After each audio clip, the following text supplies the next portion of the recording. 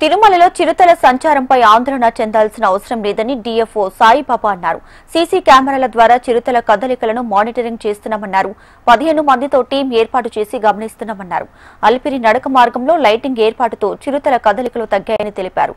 డంప్లోని ఆహారం కోసం శునకాలు అధికంగా వస్తున్నాయని, వాటిని ఆహారంగా చేసుకోవడానికి చిరుతలు ఆ ప్రాంతాల్లో అధికంగా తిరుగుతున్నాయని చెప్పారు.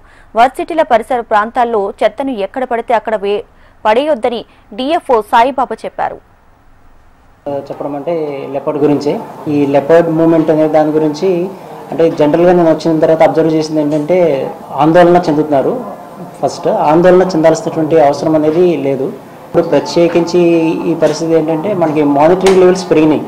అంటే సీసీ కెమెరాస్ కానీ మొబైల్స్ కానీ అందరికీ రావడం జరిగింది. ఒక 20 years బిఫోర్ చూసినట్లయితే అవన్నీ లేవు.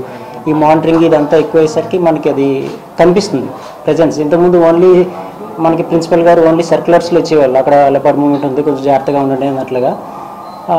Coming to